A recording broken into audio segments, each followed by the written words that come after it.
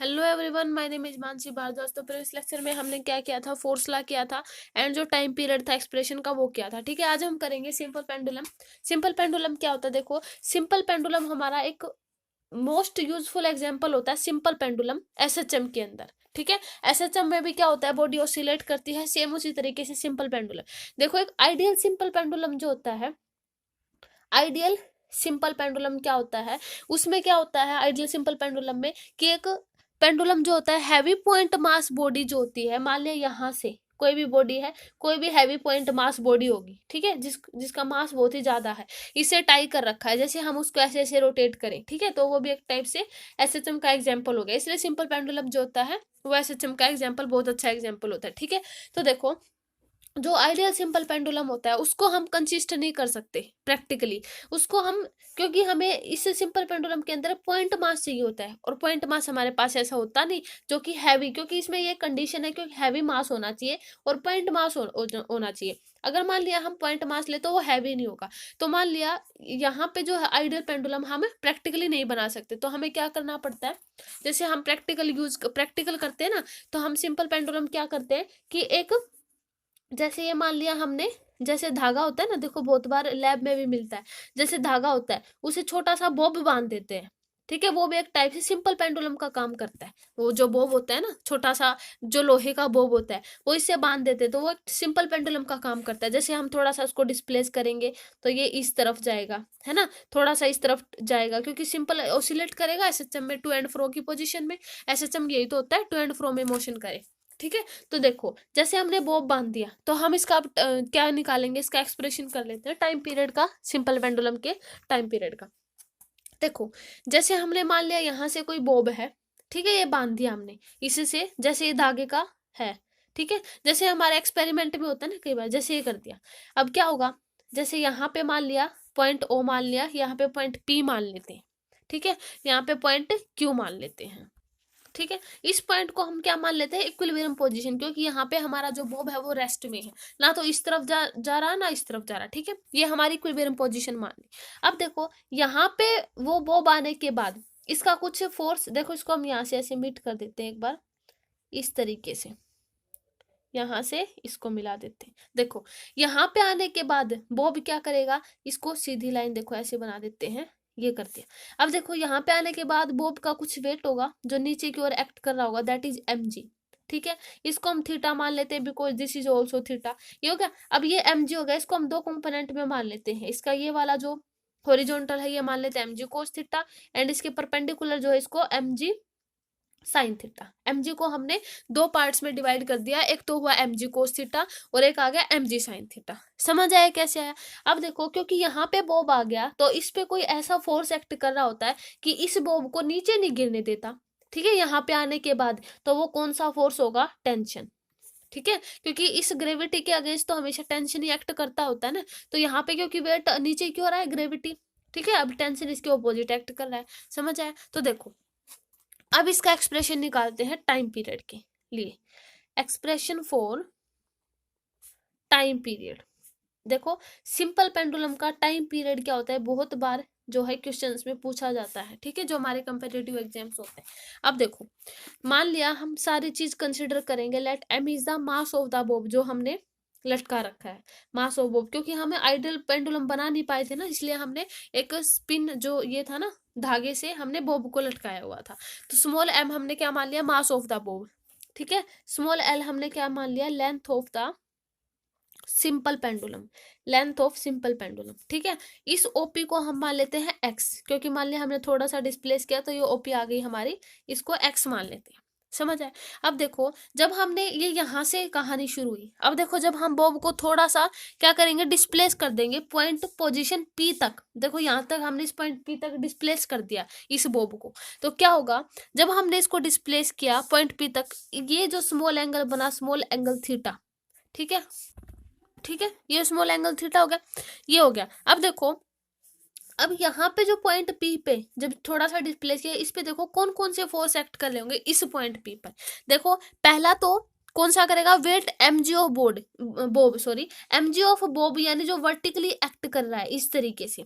ठीक है, तो वेरियस फोर्सेस एक्ट कर रहे होंगे, पहला तो होगा mg है ना, वेट mg ऑफ बॉब, है ना, एक्टिंग वर्टिकली, जो वर्टिकली एक्ट कर रहा है, ठीक है।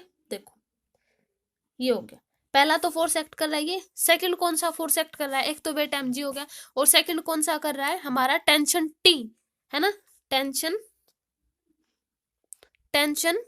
T इन स्ट्रिंग, यानी जो हमने स्ट्रिंग लगा रखी थी ना, ये वाली यहाँ से जो देखो टेंशन T एक्ट कर रहा है ना इस वेट mg के अगेंस्ट, ठीक है। तो ये हो गया स्ट्रिंग अलोंग PS, ठीक है, इसको हम मान लिया P, इसको P और S मान ले क्योंकि पॉइंट P और इसको S मान ले, अलोंग PS, समझ आएगी। अब देखो ये हो गया, अब देखो अब mg कोस थीटा जो है ना PA के अलोंग, ठीक है, mg कोस थीटा जो आया किसके अलोंग, PA, मान लिया हमने इसको बढ़ा के नाम दे दिया PA, ठीक है, इसको नाम दे देते हैं कुछ भी।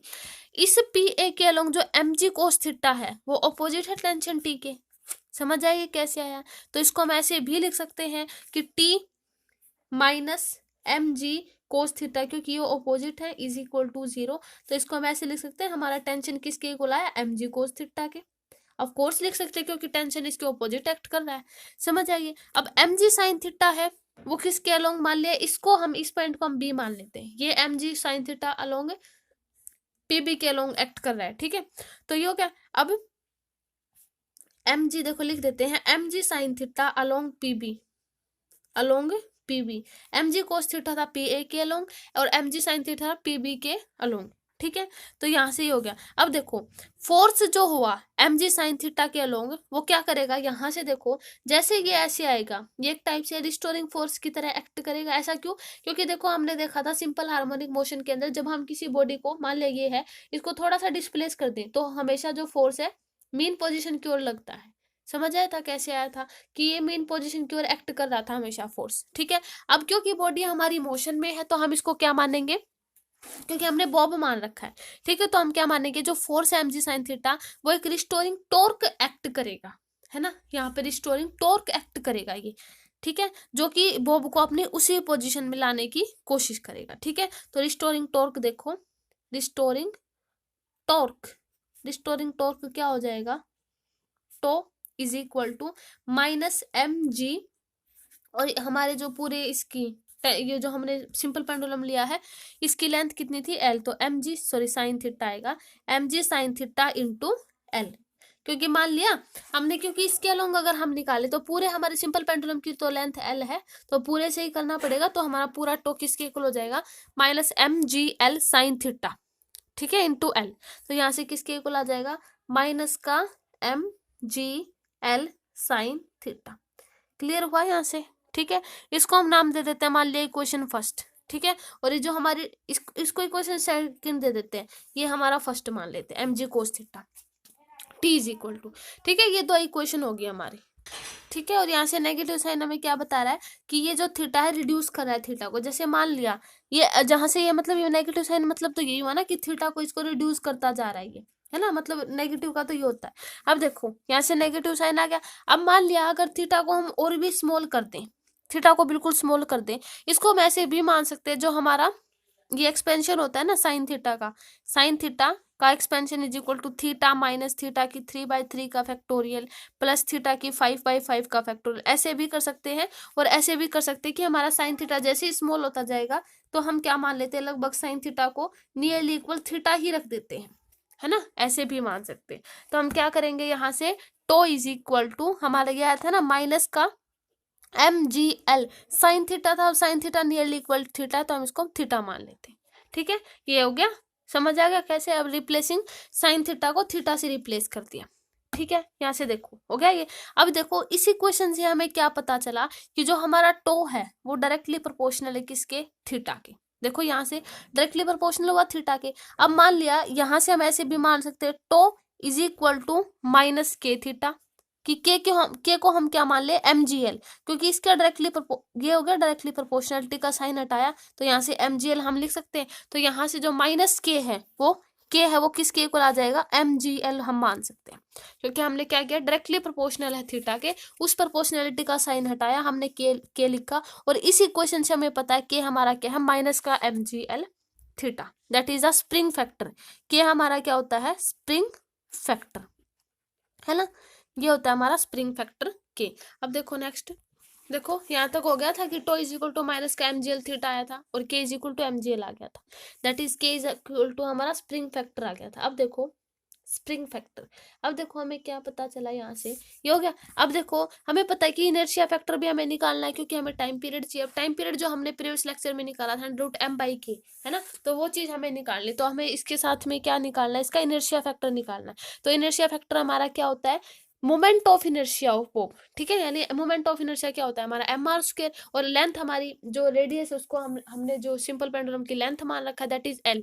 तो मोमेंट ऑफ मतलब हम इनर्शिया फैक्टर निकालेंगे, इनर्शिया फैक्टर, तो इनर्शिया फैक्टर को हम सोल्व करेंगे मतलब निकालेंगे तो कैसे आ जाएगा, moment of inertia of A Bob, moment of inertia of Bob, ठीक है, बॉब का मोमेंट ऑफ इनर्शिया निकालेंगे that is mr², sorry ml², है ना, ml², क्योंकि हमने लेंथ मान रखी सिंपल पेंडुलम की l, ठीक है। तो यहां से देखो अब इन सिंपल हार्मोनिक इक्वेशन में रख देंगे, इन सिंपल हार्मोनिक इक्वेशन, हमारी सिंपल हार्मोनिक इक्वेशन क्या आई थी प्रीवियस लेक्चर में, हमने क्या किया था, टाइम पीरियड हमारा क्या था, t is equal to 2 under root inertia factor by spring factor, inertia factor यानी m, inertia factor by spring factor यानी k, ये दो चीज थी ना सिंपल हार्मोनिक की इक्वेशन से में, ठीक है, ये हो गया स्प्रिंग फैक्टर। अब इसमें इक्वेशन रख दें, t इज इक्वल टू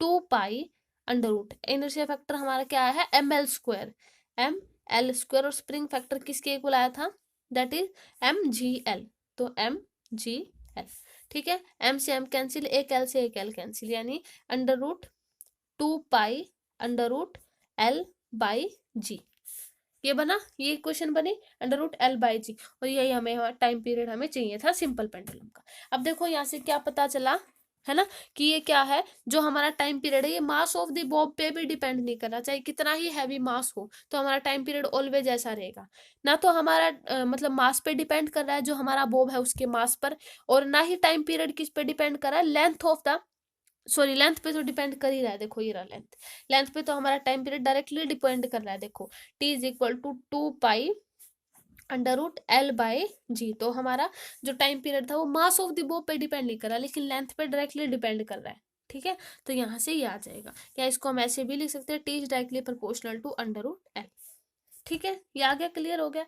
अब देखो अब हमें क्या निकालना है, इसका बहुत ही इंपॉर्टेंट है, that is the second pendulum. अब देखो सेकंड पेंडुलम क्या होता है, देखो हमने बहुत बार पढ़ा था कि सिंपल पेंडुलम होता है, अब देखो हम बात करते हैं सेकंड पेंडुलम क्या होता है, सेकंड पेंडुलम, देखो सेकंड पेंडुलम होता है सिंपल, मतलब इक्वेशन तो हमारी वही आ जाती है लेकिन इसमें एक डिफरेंस रहता है कि इसमें जो हम टाइम पीरियड लेते हैं ना वो 2 सेकंड लेते हैं, जैसे इसमें t is equal to 2 under root inertia factor by spring factor है, बस इस सेकंड पेंडुलम में क्या डिफरेंस रहेगा, ये जो हमारे क्लासिकल जो थी है ना, जो लोग थे वो हम यूज करते थे, वो यूज करते थे सेकंड पेंडुलम को, तो यहाँ से जो टाइम पीरियड है वो 2 सेकेंड्स होता था, है ना। बाद में सिंपल पेंडुलम आया जिसका हम यूज करते हैं आजकल हमारे जो प्रैक्टिकल एग्जाम, जो हमारे प्रैक्टिकल होती है ना उनमें यूज करते हैं। अब देखो सेकंड पेंडुलम जो टाइम पीरियड है वो 2 सेकंड होगा, ठीक है, t is equal to 2 second, t is equal to 2 under root l/g, यही हमने सोल्व किया था, टाइम की जगह हम क्या लिख देंगे 2 सेकंड, ठीक है, समझ आया। तो यहाँ से लेंथ भी निकाल सकते हैं हम इसकी, यहाँ से लेंथ अगर निकालेंगे मान लिया तो किसके इक्वल हो जाएगा, मान लिया पहले अंडर रूट l को निकालेंगे तो अंडर रूट g इंटू ये 2s/2 है ना, इसको सोल्व स्क्वायर कर देंगे तो यहाँ से क्या आ जाएगा, l is equal to g into 4s², है ना, बाय 4 पाई², ये हो जाएगा ना, क्योंकि इससे क्रॉस मल्टीप्लीकेशन करेंगे अगर मान लिया तो अंडर रूट g 2s तो 4s², तो इस टाइप से हम इसको सोल्व कर देंगे बाय 4 पाई², इस तरीके से, तो हम ऐसे मतलब कैलकुलेशन हम करके कर सकते हैं सोल्व। तो यहाँ से इसकी जो लेंथ आ जाएगी 99.3 सेंटीमीटर आ जाएगी,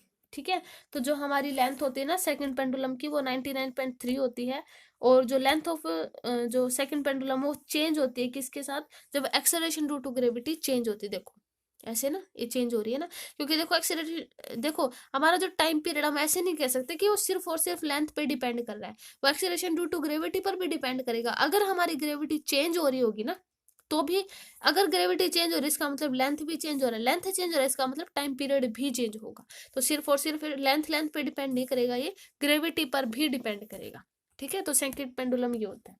ठीक है, जैसे अब मान लिया कि सिंपल पेंडुलम जो होता है, अगर हम मान लिया ऊपर लेके जाए, कई बार ऐसा होता है ना कि हमारा जो टाइम पीरियड है कई बार कम दिखाता है, कई बार ज्यादा दिखाता है। तो जैसे ग्रेविटी कम होती जाएगी ना, तो टाइम पीरियड हमारा बढ़ता जाएगा, क्योंकि इनवर्सली रिलेशन है ना इनके बीच में। तो ग्रेविटी देखो हमारी अर्थ पर जो होता है, अर्थ पर टाइम पीरियड क्या होता है, क्योंकि हमारे अर्थ पर ग्रेविटी बहुत ज्यादा होता है, टाइम पीरियड तो हम मतलब मिनिमम इतना होता है कि हम आसानी से कैलकुलेट कर सकते हैं। जैसे ही हम ऊपर जाते जाएंगे हमारी ग्रेविटी कम होती जाएगी और टाइम पीरियड बहुत ज्यादा होता जाएगा, है ना। तो इस टाइप से, तो ऐसे ये जो हमारा टाइम पीरियड है वो क्या करता है, डायरेक्ट इनवर्सली रिलेट करता है ग्रेविटी के साथ, है ना, इस टाइप से। ठीक है, ये हो जाएगा। अब इसमें एक और कंडीशन आ सकती है कि मान लिया जो हमारा सिंपल पेंडुलम होता है ना, जैसे सैटेलाइट में फ्रीली फॉलिंग होता है, सैटेलाइट के अंदर टाइम पीरियड अगर हम कैलकुलेट करें तो जी डैश, इसमें एक क्वेश्चन आती है देखो, g dash is equal to g minus a, ये क्वेश्चन आती है, ये सिंपल सेकंड पेंडुलम से रिलेटेड होती है। अब देखो अब हम क्या देखें, अगर मान लिया कि ऊपर ओसिलेट, अगर हम सैटेलाइट पे ही जाके देखें तो हमारा एक्सीलरेशन ड्यू टू ग्रेविटी एक टाइप से ग्रेविटी जैसा हो जाता है। तो g dash is equal to g minus g, इसको हम ऐसे लिख सकते हैं ना, तो जीरो आ जाएगा। या ना हम ऐसे कह सकते हैं कि हमारा जो टाइम पीरियड का जो पेंडुलम का जो टाइम पीरियड होता है ना, यानी कहाँ पर, ऊपर, है ना, तो एक टाइप से इनफाइनाइट हो जाता है टाइम पीरियड। हमने इसमें मैंने यही बताया था ना सेकंड पेंडुलम के अंदर, जैसे ही ग्रेविटी कम होती जाएगी तो टाइम पीरियड बहुत ज्यादा हो जाएगा, है ना, बहुत ज्यादा हो जाएगा। इसका मतलब इन्फिनिट तक भी जा सकता है अगर हम बहुत सारे माउंट पर चढ़ के देखें। ठीक है, या फिर एक्सेलरेशन मतलब एरोप्लेन में इस टाइप से देखें, तो इस टाइप से हमारा जो टाइम पीरियड होता है वो हमारा इनफाइनाइट हो जाता है। और हमने देखा भी है कि हमारी जो पेंडुलम की जो सुई है, जब हम एरोप्लेन के अंदर होते हैं ना, तो वो हमें सही टाइम नहीं दिखा पाती, है ना, क्योंकि वहां पे ग्रेविटी कम हो जाती है ना, इसीलिए।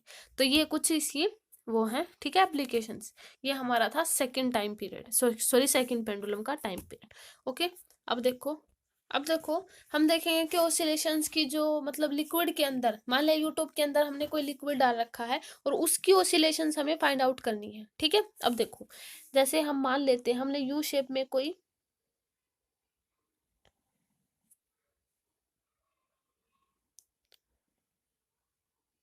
इस तरीके से मान लेते हैं। ठीक है, देखो ये हो गया, ये हमने यूट्यूब शेप का कोई हम वैशल ही मान लेते हैं यहाँ तक। ठीक है, अब इसके अंदर हमने क्या किया, ये हमने लिक्विड जो डेंसिटी हमने इसके अंदर लिक्विड भर दिया। ठीक है, वर्टिकल यूट्यूब के अंदर मान लिया पहले यहाँ तक दोनों के अंदर सेम लिक्विड है, जैसे हम लिक्विड मान लेते हैं इधर। ठीक है, इस पूरे में लिक्विड है, यहाँ तक बिल्कुल सेम प्रेशर पर सेम डिस्टेंस तक, देखो यहाँ पे यहाँ तक है और यहाँ पे यहाँ तक, दोनों में सेम सेम है। ठीक है, अब क्या करेंगे, हमने क्या माना कि जो हमने लिक्विड लिया है इसकी डेंसिटी हम क्या मान लेते हैं, डेंसिटी दैट इज रो, रो मान लेते हैं डेंसिटी हमने जो लिक्विड लिया। अब देखो क्या करेंगे, और मान लिया कि जो P और P1 है वो लेवल, मान लिया यहाँ पे इसका P लेवल है और यहाँ पे P1 है। ठीक है, P और P1 हम अलग अलग लेवल मान लेते हैं टू लिम्स के अंदर, जैसे ये दो लिम्स हुई ना, एक ये वाली लिम्स और एक ये वाली लिम्स, है ना। तो यूट्यूब एंड L जो हम क्या माने, इसकी टोटल हाइट मान लेते हैं, ये वाली। ठीक है, ये हम टोटल L हाइट मान लेते हैं, हमने लिक्विड जो फिलअप कर रखा है। ठीक है, ये सारी चीज हमने कंसिडर कर ली। अब देखो यहाँ से, यहाँ पूरा नहीं मानेंगे, जहां से हमने शुरू कर रखा ना P से यहाँ तक L है, ये पूरी नहीं है, यहाँ तक L हाइट है। ठीक है, ये हो गया। अब देखो, अब मान लिया यहाँ तक हमने क्या किया, मास ऑफ लिक्विड जो मान लिया यूट्यूब के अंदर, जो यानी जो ये यूट्यूब है ना, ये वाली यू शेप है ना ये, तो इसके अंदर जो मास ऑफ लिक्विड है वो किसके इक्वल, देखो पहले हम क्या करेंगे, पहले मास ऑफ लिक्विड ही लिख लेते हैं, मास ऑफ लिक्विड इन यूट्यूब, यानी इस यूट्यूब के अंदर जो मास ऑफ लिक्विड है किसके इक्वल हो जाएगा, पहले मास ही फाइंड आउट कर लेते हैं, वो किसके इक्वल हो जाएगा। अब देखो हमें पता है कि डेंसिटी क्या होती है, मास पर यूनिट वॉल्यूम, है ना। अब हमें क्या निकालना है, मास, तो मास जो होगा वो किसके इक्वल हो जाएगा, डेंसिटी इंटू वॉल्यूम के, ये हो जाएगा। अब यहाँ से वॉल्यूम क्या होगी हमारी, एरिया इंटू लेंथ होती है ना, तो m is equal to L A rho, क्योंकि वॉल्यूम हमारी एरिया इंटू लेंथ होती है। तो ये हमारा क्या हो गया, मास ऑफ ए लिक्विड। अब हम क्या करेंगे कि मान लिया हम इस साइड से, क्योंकि हमारी लेफ्ट लिम्ब है, तो हम क्या करेंगे, इस लेफ्ट लिम्ब से हम क्या करेंगे, थोड़ा सा लिक्विड को डिप्रेस कर देते हैं।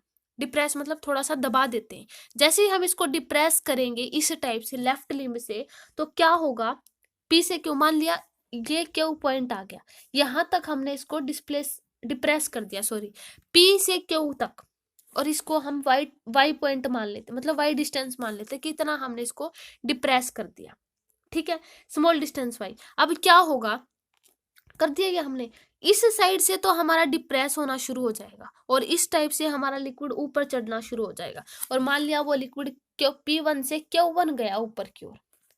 समझ आया कैसे आया। और इस पूरे डिस्टेंस को देखो, क्योंकि यहां तक तो हमारी डिस्टेंस क्या थी, वाई डिस्टेंस, देखो, क्योंकि मान लिया यहाँ तक, यहाँ ये हो गया इतना, तो ये क्योंकि यहाँ से तो डिप्रेस हुई और इतनी ही ये क्या हो गई, ऊपर की ओर चढ़ गई, यानी टोटल डिस्टेंस कितनी आ गई, 2y। ये y मानेंगे और उतनी ही y डिस्टेंस ही ऊपर की ओर चढ़ गई, तो पूरी जो डिस्टेंस होगी वो कितनी होगी, y प्लस y 2y होगी ना। समझ आ गया कैसे आ गई।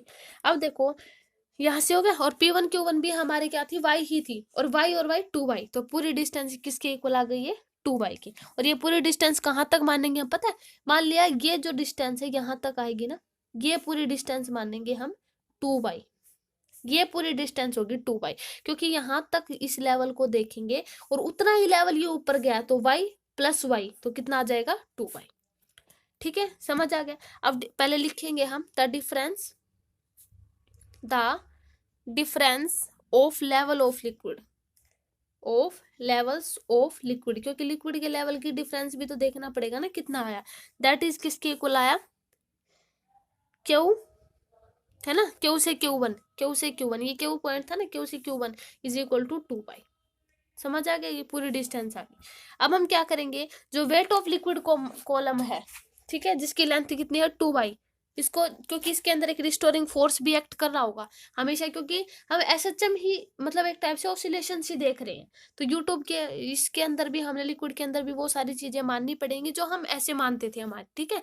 अब देखो, क्योंकि हम जो हमारा वेट है लिक्विड के कॉलम का, जिसकी लेंथ कितनी है 2y, वो क्या करेगा, एक रिस्टोरिंग फोर्स प्रोवाइड करवाएगा इस यूट्यूब को, मतलब ये लेंथ ऊपर की ओर चढ़ तो गई, हमने जैसे यहाँ से डिप्रेस किया, ये यहाँ पे चढ़ गया पानी, जो भी हमने लिक्विड लिया था, पानी नहीं बोल सकते हम इसको, जो भी हमने लिक्विड लिया था। अब क्योंकि यहाँ पे जो लिक्विड ऊपर की हो गया, ये अब ये जो लिक्विड है, ये एक रिस्टोरिंग फोर्स एक्ट करेगा कि नहीं, हमें इक्विलिब्रियम पोजीशन ही चाहिए, है ना। तो जैसे ये अपनी मतलब रिस्टोरिंग फोर्स जो एक्ट करेगा, वो क्या होगा, restoring force on a liquid, क्योंकि एक रिस्टोरिंग फोर्स एक्ट करेगा लिक्विड के अंदर, तो restoring force on a liquid, liquid के अंदर रिस्टोरिंग फोर्स जो होगा वो किसके इक्वल हो जाएगा, F is equal to minus का weight of liquid column of height 2y, weight of liquid column जिसकी लेंथ मतलब हाइट कितनी है, सॉरी लेंथ है, लिक्विड कॉलम है ना, of height 2y, height 2y, minus क्यों आया, क्योंकि ये इसी हाइट को अपनी मतलब उसको क्या करेगा, रिस्टोरिंग फोर्स करवाएगा, यानी जो F इसी वेट को, यानी जो 2y है यहां तक ही क्या करेगा, वो रिस्टोरिंग फोर्स एक्ट करेगा, ठीक है।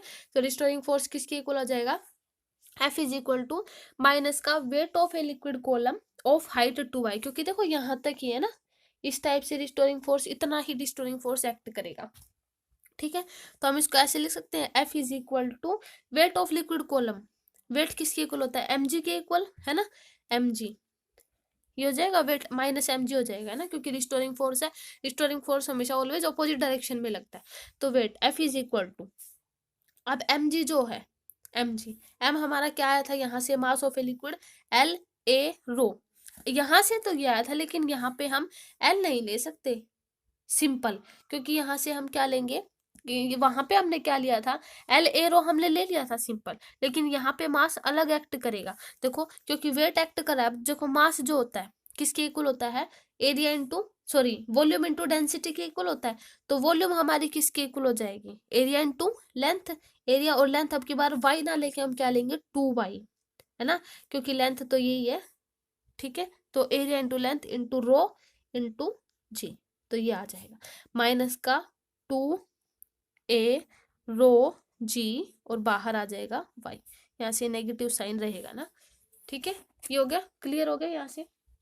अब देखो ये हो गया ना। अब हमें पता है कि जो हमारा, देखो यहाँ से हम ऐसे भी कर सकते हैं कि हम जो हमारा फोर्स है वो डायरेक्टली प्रोपोर्शनल है किसके, y के। तो यहाँ से क्या पता चला कि जो हमारा फोर्स है वो हमेशा इक्विलिब्रियम पोजीशन की ओर एक्ट करता है, ठीक है, मतलब अपनी उसी पोजीशन को लाने की कोशिश करता है। अगर मान लिया उसी अपनी जो फोर्स है उसको उसी पॉइंट पे लाने की तो कोशिश करेगा, तो वहां पे एक एसएचएम होगी, है ना। तो उस एसएचएम की इक्वेशन देखो, इन एसएचएम, इन एसएचएम तो क्या होगा, restoring force, the restoring force, SHM के अंदर रिस्टोरिंग फोर्स क्या होता है, एसएचएम के अंदर अलग होता है ना, F is equal to minus का के वाई, समझ आ गया ये। अब देखो यहाँ से 2a रो जी आया था हमारा जो फोर्स, और एसएचएम के अंदर क्योंकि वो हमारा जो डायरेक्टली प्रोपोर्शनल हुआ ना y, अब y से हमें इस इक्वेशन से हमें क्या पता चला कि वो अपनी मेन पोजीशन पे लाने की कोशिश कर रहा है। ऐसा हुआ तो क्या हुआ है कि एसएचएम हुई, तो एसएचएम के अंदर रिस्टोरिंग फोर्स ये कर रहा है। अब इन दोनों इक्वेशन को हम इक्वल रख सकते हैं, तो माइनस का k y is equal to minus का 2a रो जी इंटू वाई। तो यहाँ से क्या हो जाएगा, y से y कैंसिल हो जाएगा, तो k is equal to 2a rho g, ठीक है। ये हमारा क्या आया, k, यानी स्प्रिंग फैक्टर हम इसको बोल सकते हैं, है ना। यहाँ से स्प्रिंग फैक्टर है ना, k इज इक्वल टू, समझ आ गया। अब देखो हमें क्या निकालना है इसका, इनर्शिया फैक्टर। अब हमने क्या निकाला था, ये हमने देखो पहले देखो स्प्रिंग फैक्टर, इससे आगे वाले में कर देंगे इसको, है ना, आसानी से। देखो यहाँ तक हो गया था। अब हमें क्या निकालना है, क्योंकि हमारा टाइम पीरियड के अकॉर्डिंग चलेंगे ना, क्या इक्वेशन होता है 2 पाई√m/k, तो स्प्रिंग फैक्टर हो गया। तो अब हमें इनर्शिया फैक्टर निकालना है। इनर्शिया फैक्टर यानी m, that is the mass of liquid, किसके इक्वल होगा ना, लिक्विड के मास के, मास ऑफ लिक्विड।